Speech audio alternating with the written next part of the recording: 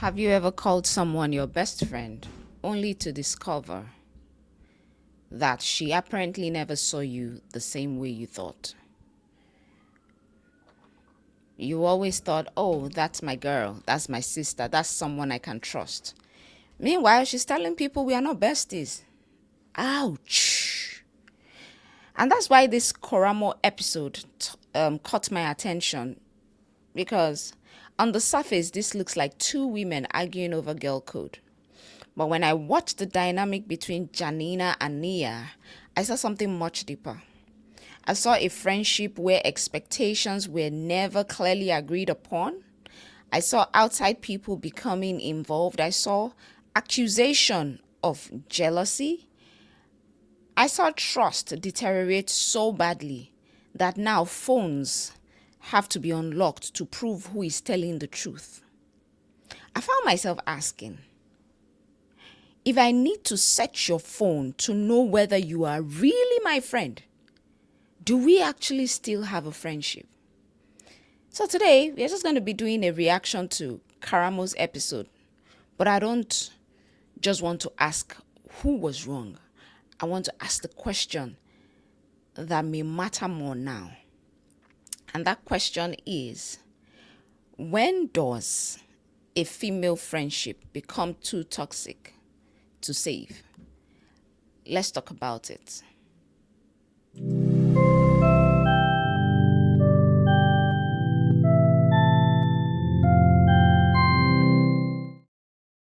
Hello, beautiful people. You are welcome back to Yes Life Coaching Woman Stand in Your Power. My name is Femi. And if you have ever experienced friendship betrayal, if you have ever had a friend become closer to someone in your family, if you have ever found yourself asking, why are you telling her things you won't tell me? Or how did I suddenly become the outsider in my own friendship? You are probably going to relate to this conversation. This video we are reacting to today is from Karamo's show. The episode centers on Janina and Nia, two women whose friendship became extremely close over a relatively short period of time. But now that friendship has deteriorated. And what started as closeness has turned into accusations. It has turned into argument. It has turned into questions about loyalty. It has turned into questions about family boundaries, about jealousy, and eventually it has turned to, hey, unlock your phone. That sentence alone tells me something has gone very wrong. So I'm going to play portions of the video. I'm going to stop along the way and tell you what I see from my own perspective. Let's get into it. So I am going to take it back a little bit and let's see what has happened here. For them to even bring it on Karamo's show tells me that there's something going on. There's something wrong somewhere. Okay? Let's start from here. The door changed everything. That changed everything. So basically, I was sitting at home just getting my daily dose of drama, and I got a phone call and I got a knock at the door. You was getting your drama here? Yeah, I was watching you. Okay, like, good. Come on now. So when I got up to go, a little healing. Yeah. With drama and healing. Yeah. I'm always for the healing. Amen. But I answered the phone call. The phone call was actually Nia. The knock at the door was the girl. So my first initial was, why is my door? Yeah. So I'm on the phone with Nia and she's telling me, you know, what's about to happen or whatever. So before I can even say more to her, she hung up the phone. So that kind of rubbed me a little wrong way right there. So I opened the door, let the girl in. She came in, and the moment she came in, she just got to spilling the beans. The first thing she said to me was, I don't know why you calling her your bestie, boo. She don't even like that name. Then she went on to say she was talking about my apartment. Then she went on. I don't even know why you call her your bestie. She doesn't even like that name. Interesting. The first thing she said to me was, I don't know why you calling her your bestie, boo. She don't even like that name. Wow. Then she went on to say she was talking about my apartment.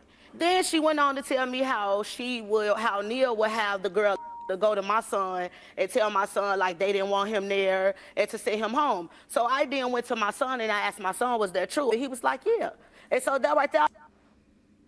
Okay, right here. This is where I want to stop for a little bit because I think people underestimate how painful that sentence can be. I don't even know why you call her your bestie. She doesn't even like that name. So we are not besties. That's what that information is telling her. Imagine discovering that the person you considered your best friend did not actually assign the same meaning to the relationship. Okay? You thought we are family. You thought, oh, we are cool. She thought we are cool. You thought we tell each other everything. And she thought, I don't owe you that. You thought certain things are automatically off limit because we are best friends. And then she is thinking, who made that rule? And now the two of you are fighting over a friendship contract that only one person remembers signing. See, ladies, this happens more often than we acknowledge. Two people can be inside the same relationship and experience two completely different relationships. And that is why friendship titles matter. Because every title comes with an expectation. When you call someone your best friend, what does that actually mean? Does it mean loyalty? Does it mean confidentiality? Does it mean family is off limits?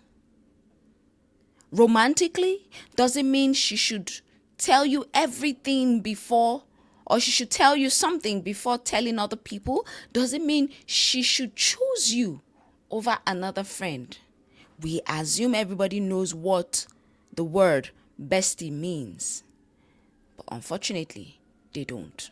Let's keep watching. I was like, I know the girl not lying. Yeah. Now, what really did it for me is when she said, Nia said that I was jealous of my twin sister and Nia. That really, really, really took it for me because that conversation that I had with Nia about my twin, that was very, very sacred for me. That was one of That those was you things. letting her in. Yeah. Why would this woman tell you all of this? Do you think she was being messy? Was she I trying? wouldn't necessarily say she was being messy because, like she said, she been wanting to tell me. You told my producers that Nia broke your heart in that moment. Yeah, she really did. So what did you do after that? I didn't confront her, like I didn't go in her face, but I sent her a text. Okay. Like I wanted us to meet up, but then the last text that I sent to her was, I love you dearly, but it's a wrap for me. That's sad. That's sad. Here's the first lesson. I want us to listen to this. Stop assuming people understand the relationship the way you understand the relationship. You need to ask. You need to talk. You need to define things. And I'm not saying sit someone down with a friendship contract. I'm saying you need to pay attention. Does this person invest in you the way you invest in her? Does she speak about your relationship in the same level of importance? Does she speak about this relationship you guys have with the same level of importance? Do you constantly call her your sister while she's introducing you as this girl I know? Because sometimes the pain isn't that somebody betrayed a friendship. Sometimes the pain is you realizing you were much more emotionally invested than they were. And that hurts. Let's keep watching. Got it. And then she blocked you. Yeah, I found out she got a new number. All right, it's time to hear what your ex-best friend Nia has to say about all this. So everyone, please welcome Nia to the show. What a word. Ex-best friend. Interesting. I love you, but bitch, you know you messy. Girl, Don't sit here and try to I'm act the like messy you one. don't I'm know the- what you did. I'm the messy one. You don't act like I'm that. the messy one. So you didn't start. Please just tell me how I'm messy. I would love to know, because that's why I just want to know the why. I don't want to know nothing else. I just want to know why. Okay, before I answer that. Yeah. Why did you go tell your brother what I told you in private? That's my brother. But that was something that me and you talked about that I told you that That's nobody my knew that's besides you. That's my brother. That's my brother. So you betrayed me first, and then you. I wondered betrayed you. So that's betray you because I went to go share something with my brother. Did y'all break up? If we're Wow. going to have your She said, did you all break up? What? What? She told you something and you went ahead and told her brother. That's betrayal, big time. That's betrayal. That's destruction of the girl code. Let's keep watching. Conversations, you have to understand that you have to take accountability. She's telling you that the same thing you're mad about, that you're feeling hurt about, whether it's your brother or not, she's saying, I trusted you with information and you went and told somebody. And so, to begin this, you have to acknowledge that. You can't say, well, it's my brother, so I can say whatever, because then she can say, that's my friend, I can say whatever. I mean, That right there is breaking the girl code. She just broke the girl code. Here's what I think. That phrase, girl code, where I think it can become complicated because people say, everybody knows the girl code. Do they really? Which version of the girl code do they know? Because my definition of girl code might be totally different from yours. For one woman, girl code may mean never date my ex. For another woman, girl code may mean don't entertain my brother. For someone else, it could mean don't repeat my private business. For another woman, girl code might say don't become best friend with someone who has publicly hurt me. Another lady might say, my own girl code is if I introduce you to my family, you don't go around me and build secret relationships with them. And here's the problem. Many friendships don't discuss that boundary. They wait until someone crosses it. And then suddenly, it's, you should have known. But sometimes, the healthier conversation would have been, there is something that would make me uncomfortable. That is a completely different conversation. And what I'm saying is you define your friendship once it is started. Let's keep watching. I can take accountability for that. That's no problem. I can take accountability for that. I can apologize for that too, unlike you. So I apologize for going to, I apologize. I really do. Like, I apologize for going to my brother, sharing that with my brother. I really do. Medicine after death, guys. Medicine after death. You shouldn't have in the first place. I apologize. Do you think she was that's my trying to break brother, up the so I relationship do. with your brother? Yes, because she not only told him that, but told him other things as well. So what's going on between you and the brother right now? We are still together. Y'all still together. What else did her brother tell you about what she said? She told him about my abortion that I had. She also told him about the other dude that I was talking Got to. it. Wow. So why did you block Janina? I blocked her because she was messy. It was just too much going on. She want to sit here and act so innocent. Let's be real. Like, you really want to sit here and act Let's innocent be like you don't real. know what you did, Janina. You crossed me first. If I'm- and then there- listen, time out. You didn't even know that I knew the things that I knew. And then you got mad at me because she came and told you those things. Little did you know, though, I started to say things behind your back. And it's wrong, and I can admit I am wrong for that. But I started to we say can those take some things. Yeah, I mean, she's taking accountability like you I did started earlier. to say those things Now, because now, you were doing the now, things we that wouldn't you be were here. doing. Hold on. Before just 5 seconds ago, when she told you hurt her, you didn't want to take accountability either. No, I did want to. No, you didn't. Yes, I made me did. have to stop I you. did want to. Interesting. You should have known. You should have known not to tell your brother. You should have known not to date my brother. You should have known not to tell your brother things about me. You should have known. You should have known. Women sometimes expect the other woman to read. We expect the other woman to read our emotional rulebook, and then we punish them when they fail the test. Now, there are certain things that basic human decency should tell you. Absolutely. But there are other situations where people genuinely have different boundaries. And one of the most dangerous phrases in a relationship is you should have known. Maybe she should have known. But if the relationship mattered that much to you, why didn't you say it? Healthy relationships don't survive primarily through assumptions. They survive through communication. Now we are getting into something important. Once you bring your brother, your sister, your partner, another friend, your cousin, your mother into a personal conflict, you have created a triangle. And this is where friendships become extremely messy. Because now, instead of Janina, Nia, you have Janina, sister to Nia, or you have Nia, family member to Janina. Now, information is moving around the friendship. One person says, she told me you said. The other person says that that's not what I said. Then the other person will say, oh, why were you talking about me anyways? Why were you telling my business? Then another one is saying, I wasn't talking about you. She asked me a question. And suddenly, nobody even remembers who started the argument. Looking at this whole thing, you guys can go and watch the remaining part of the video on Karamo show. I just wanted to use this to buttress one or two things, okay? Now,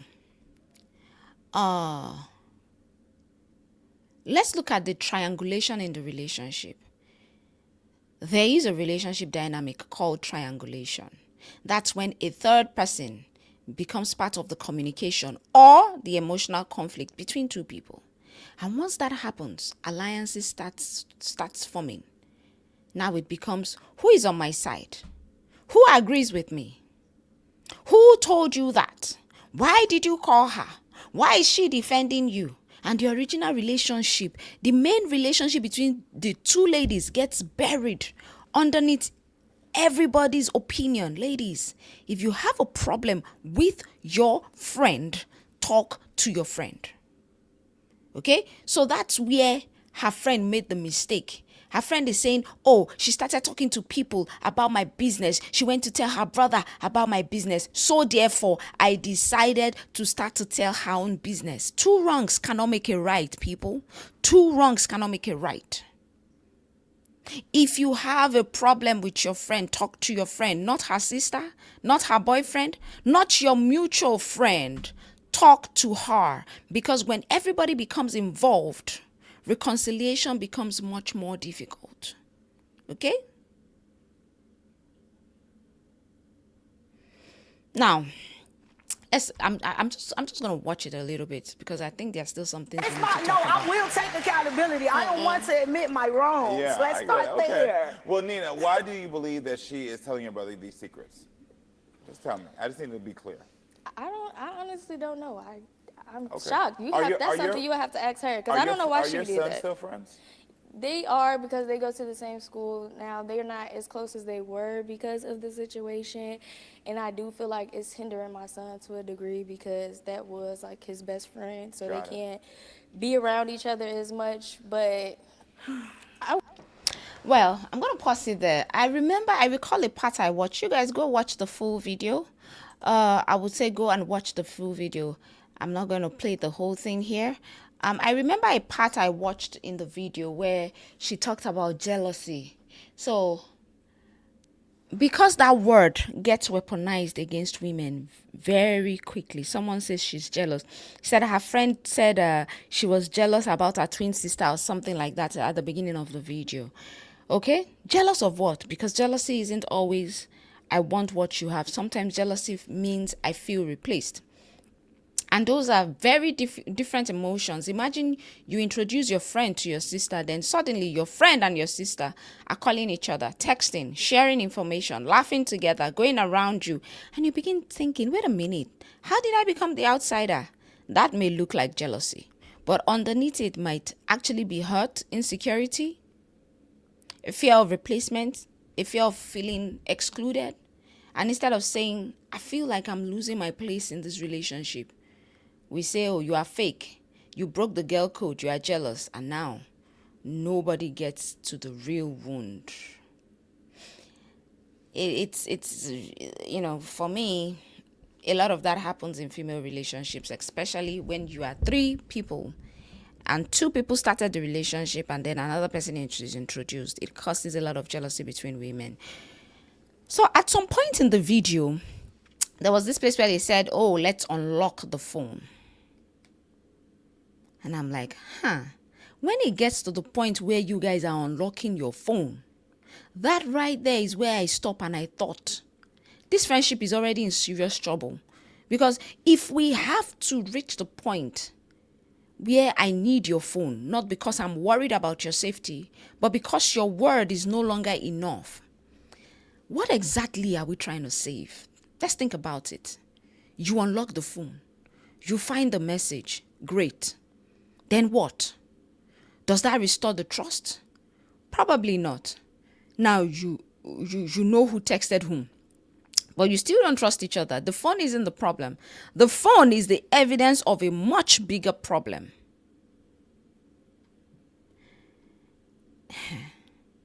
I want you to listen to me carefully. Trust is not surveillance. Knowing someone's password does not mean you have a healthy relationship. Knowing where someone is 24 hours a day doesn't mean that you are loyal to them or they are loyal to you. Reading every message doesn't create intimacy. Trust means I can believe your word. And if I constantly cannot believe your word, then maybe we need to stop debating the phone and start debating whether the relationship is still available in the first place. So the question social media always asks, now I already know what happened when clips like this go viral. Everyone picks a team, right? Some people will be team Janina. Some people will be team Nia. And then everybody starts arguing in the comments. But I'm not interested in making either woman the villain. No. Because one thing that stood out about this relationship is that this appears to be a friendship where both women have grievances. And both of them seem to believe the other contributed to what happened. Now, that is how many adult relationships actually work. Sometimes there isn't one innocent angel and one evil villain. Sometimes you hurt me. I react badly. You become defensive. I retaliate. You told somebody. I exposed something. You withdrew. I became angry. And 6 months later, nobody even knows where the original wound ended and the retaliation began. Because for me, this story is a story of retaliation. One of the healthiest questions you can ask yourself after a relationship breaks down is not, what did she do to me? No. You need to ask yourself, what did I contribute to this dynamic? What does not, what did I contribute to this dynamic? Now, that does not mean that blaming you, it does not mean you should blame yourself for somebody else's relationship. No, it means you taking responsibility for yours. Remember the friend that came first to the table, she didn't want to take responsibility for what she did. But at the end of the day, she had no choice but to take responsibility. Maybe you ignored red flags. Maybe you never communicated the boundaries. Maybe you involved too many people in the relationship. Maybe you retaliated like the friend did, the friend that was dating her brother. Maybe she retaliated. Maybe you stayed in the relationship long after you stopped trusting each other. Maybe both of you were trying to prove who was right instead of asking whether the relationship was still healthy. In my opinion, that's accountability. And this brings me to what I believe is the biggest question in this entire episode, this entire Karamo episode. What exactly are these women fighting to save? Are they fighting to save the friendship, or were they fighting to save the memory of the friendship? Because these are two different things. Sometimes women hold on to friendships because we know each other forever, or we've known ourselves forever. Sometimes we hold on to the friendship because, oh, she knows everything about me. Oh, we have too much history. Oh, our family knows each other. Oh, we used to be so close. Notice the language, we used to be. History tells you what a relationship was. It doesn't necessarily tell you that where the relationship is today. It doesn't necessarily tell you what the relationship is today. So when your friendship starts feeling like an investigation, just know that there's something wrong. When every conversation is who told you, show me the screenshot, where did you hear that, where did you say that, why did you call her, why didn't you tell me, who were you talking to? At some point you have to ask, are we even still friends? Or are we persecutors building cases against each other? Because friendship should not feel like a court. Okay? Now let's look into this, because this is where we stop watching somebody else's drama. this is where we start asking, what does this reveal in my own relationships with my female friends? Number one, you must communicate friendship expectations, like I said earlier. Don't assume everyone defines loyalty the way you do. Talk about boundaries, talk about confidentiality, talk about family, talk about the things that make you uncomfortable, and pay attention to whether the friendship is reciprocal. Number two, stop allowing third parties to run your friendship. Okay? Go directly to the source whenever it is emotionally and physically safe to do that. Someone else talks about your friend, go to your friend. Ask her. Talk about it. Okay? Number four, privacy and secrecy are not the same thing. Your friend is allowed to have privacy. She does not owe you access to every conversation simply because you are close. Secret behavior that directly affects the friendship is totally different. Healthy friendships need both. Healthy friendships need privacy and it needs transparency. Number five, you do not have to save every friendship. That one is important. Some people believe every broken friendship must be repaired. Not every friendship must be repaired. No. Sometimes reconciliation is beautiful. Sometimes distance is healthier. Sometimes forgiveness does not mean renowned access. Sometimes you can say, I don't hate you. I wish you well. But this friendship doesn't work for me anymore. That is allowed. Okay? So, let's talk about 5 signs the friendship may be too toxic to save. Number 1, you spend more time proving your loyalty than enjoying your friendship. Number 2, every disagreement involves other people. Number 3, you no longer believe each other's words. Number 4, your friendship has become competitive, retaliatory, or humiliating. Number 5, you keep trying to recreate who you used to be instead of accepting who you have become. Number 6. What's number 6? I don't have a number 6. If you recognize all these 5, you may need another conversation. You may need closure. All right? So here's something I want you to do. Think about your 3 closest friendships. Ask yourself, do I feel emotionally safe with this person? Can we agree without trying to destroy each other? Do we communicate directly? Are my private vulnerabilities safe with her? Is the friendship reciprocal? Can I celebrate her without comparison? Can she celebrate me without competition? And finally, if I met this person today, knowing everything I know now, would I still choose this friendship? That last question right there will tell you a lot. Now, here's one thing. I call this part the one thing trademark. Here is one thing I want you to take from Janina and Nia's story.